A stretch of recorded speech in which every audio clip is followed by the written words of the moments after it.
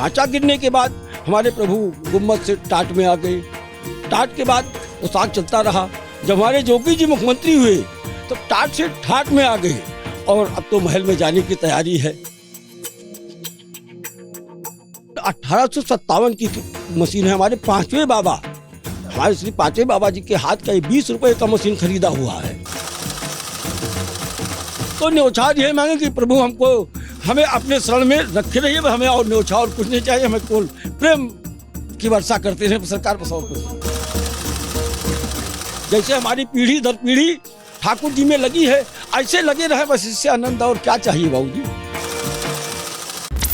इस वक्त हम अयोध्या नगरी के प्रमोद वन इलाके में मौजूद हैं। जी हाँ, ये इलाका बहुत खास है क्योंकि ठीक आप हमारी बाईं तरफ एक दुकान देख रहे हैं, जिस दुकान के ऊपर लिखा है बाबूलाल टेलर्स। जी हाँ, टेलर्स की दुकान है, लेकिन ये आम इंसानों के लिए पोशाक नहीं तैयार करते, बल्कि कई पीढ़ियों से यहाँ ठाकुर जी और प्रभु श्री राम के वस्त्र तैयार किए जाते हैं और यहीं से तैयार वस्त्र प्रभु श्री राम को अर्पित किया जाता है।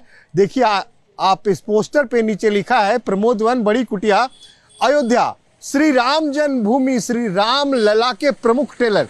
जी हाँ, ये श्री राम लला के प्रमुख टेलर हैं। यहीं से वो तमाम वस्त्र तैयार किए जाते हैं जो प्रभु श्री राम को मंदिर में अर्पित किए जाते हैं। तो चलिए, अभी भी आप देख सकते हैं यहाँ पे रामलला के वस्त्र तैयार किए जा रहे हैं और खुद यहाँ पे मौजूद हैं वो दर्जी। जी हाँ, जो मर्यादा पुरुषोत्तम राम के वस्त्र तैयार करते हैं। आपका क्या नाम है? हमारा नाम है शंकर लाल। शंकर लाल, जी हाँ। तो ये आपने लिख रखा है रामलला के प्रमुख टेलर।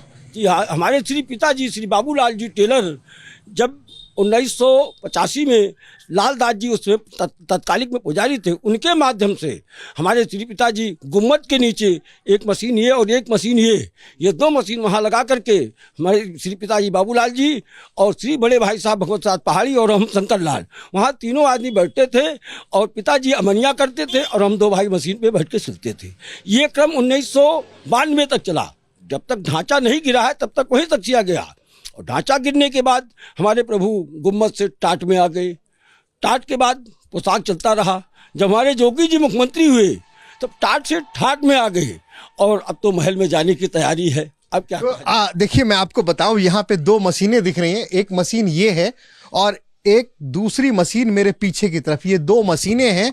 तो ये शंकर लाल जी बता रहे हैं कि इनके पिताजी जो थे वो वहीं पे, जब वो विवादित ढांचा जिसको बाद में नाम दिया गया, जिस ढांचे को 1992 में जो ढांचा गिरा दिया गया था, उसके पहले भी जब वो ढांचा वहां मौजूद था, उसके नीचे रामलला मौजूद थे, वहां उनकी पूजा होती थी।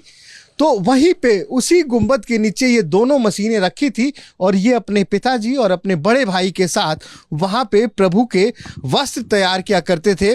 मैं आपको दिखाऊं, जो आप इस मशीन को देखिए, इस मशीन को आप देखेंगे तो आपको समझ में आएगा ये कितनी पुरानी मशीन है। आप इसके हालात को देखकर समझ सकते हैं ये कितनी पुरानी मशीन है। शायद अब ये काम नहीं कर पा रही है। तो मैं इस मशीन के बारे में इनसे भी जानता हूँ, ये मशीन कितनी पुरानी है? ये 1857 की मशीन है। हमारे पांचवें बाबा, हमारे श्री पांचवें बाबा जी के हाथ का 20 रुपए का मशीन खरीदा हुआ है। यानी बाबा हमारे बाबा को बताए, फिर बाबा को बताए, हमारे बाबा फिर पिताजी को बताए, पिताजी हम लोगों को बताए और अब हम लोग अपने बच्चों को बता रहे हैं कि ये 20 रुपए की मशीन है तुम्हारे पर बाबा की, पर दादा का है ये। मैं अपने कैमरा सहयोगी पाजी रविंद्र पाजी को कहूँगा, पाजी आप अंदर आइए, यहाँ तक आइए और इस मशीन को आप अच्छे से दिखाइए। ये जो मशीन आप देख पा रहे हैं ये 5 पीढ़ियों से चला आ रहा है। ये कह रहे हैं कि जो 5 पीढ़ी पहले के इनके दादाजी थे उन्होंने ये मशीन खरीदी थी और इस मशीन से उस वक्त भी ठाकुर जी के लिए काम होता था और सन 1985 से ये प्रभु श्री राम यानी कि रामलला के लिए वस्त्र तैयार कर रहे हैं। तो ये बताइए शंकर लाल जी, सरकार की तरफ से आपको कितने कपड़ों के लिए ऑर्डर मिलता है साल में? रामनवमी में सरकार की तरफ से 7 सेट आता है, मतलब 7 सेट 7 दिन का आता है। जैसे रविवार को गुलाबी पोशाक हमारे ठाकुर जी धारण करते हैं और सोमवार को सफ़ेद धारण करते हैं, मंगलवार को लाल धारण करते हैं, बुधवार को हरा पोशाक धारण करते हैं, गुरुवार को पीला धारण करते हैं, शुक्रवार को क्रीम या अथवा सफ़ेद धारण करते हैं और शनिवार को नीला, फिर वही रविवार गुलाबी। 7 दिन का 7 सेट पोशाक सरकार की तरफ से बनता है। उसके बाद अन्य भक्त लोग बनाते रहते हैं, उसकी तो कोई गणना ही नहीं है। आप हमें एक बात बताइए कि जो सरकार के तरफ से कुल 7 वस्त्र आपको ऑर्डर मिलते हैं एक साल में प्रभु के लिए तैयार करने के लिए, जो कि आप चैत्र रामनवमी के दिन आपको ये ऑर्डर मिलता है। जी हाँ, ये चैत्र रामनवमी के दिन होता था, लेकिन अब तो जब ये प्रभु जी का स्थापना होगा उस समय, अब यहाँ अभी आज हमारे चंपत राय जी फोन करके बुलाए थे कपड़ा नापने की, जो रामलला जो अभी नए बड़े सरकार तैयार हुए हैं, उनका आज बस नापना था। बड़े भाई साहब नापने गए हैं, अब नाप के आएंगे तो बताएंगे कि हाँ कैसा कपड़ा और कैसा व्यवस्था हुआ है, तब बताएंगे, तब हम आप लोगों को फिर दोबारा बताएंगे। तो देखिए, हम आपको एक बड़ी खबर दे रहे हैं कि आज की तारीख में, यानी आज, चंपत राय जी जो कि इस पूरे मंदिर निर्माण कार्य को देख रहे हैं, उन्होंने आज इनके बड़े भाई साहब को बुलाया है और आज प्रभु श्री राम के कपड़ों का नाप लिया जा रहा है कि जब प्रभु श्री राम टाट से ठाट और ठाट से महल में पहुंचेंगे तो उस दिन उन्हें कौन सा कपड़ा पहनाया जाएगा। इसके लिए आज शंकर लाल जी के बड़े भाई भगवत प्रसाद पहाड़ी जी आज अभी प्रभु श्री राम के कपड़ों के नाप लेने गए हैं। तो ये आप बताइए मुझे, जैसे आप कह रहे हैं कि 7 दिन में 7 कलर के कपड़े होते हैं प्रभु श्री राम के, तो 22 तारीख की जो तारीख है, मेरे ख्याल से वो सोमवार का दिन है। देखिए, सोमवार दिन का तो कपड़ा बनता ही है, लेकिन जैसे स्थापना दिवस मनाया जाएगा, स्थापना होगा ठाकुर जी का, उससे पीला वस्त्र धारण कराया जाता है, तो सफ़ेद भी बनेगा और पीला भी बनेगा।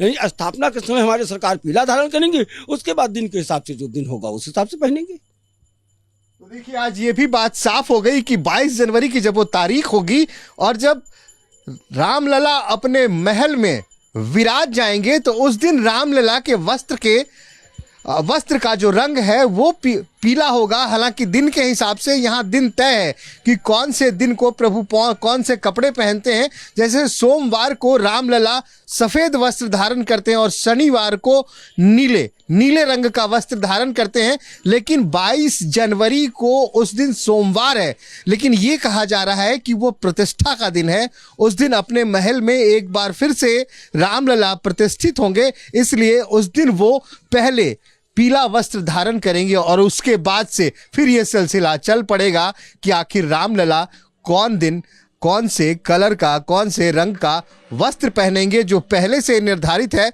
एक बार फिर हम छोटे लाल जी से दिन के हिसाब से पूछ लेते हैं कि कौन से दिन पे कौन सा रंग। जी छोटे लाल जी, सोमवार को कौन सा रंग? सोमवार को सफ़ेद रंग है, मंगलवार को लाल है और बुधवार को हरा है, गुरुवार को पीला, यानी जिसको बृहस्पतिवार कहा जाता है, वो पीला रहेगा, और शुक्रवार को क्रीम अथवा सफ़ेद रहेगा, और शनिवार को नीला, और रविवार को गुलाबी धारण करते हैं ठाकुर जी हमारे। और किसी खास मौकों पर?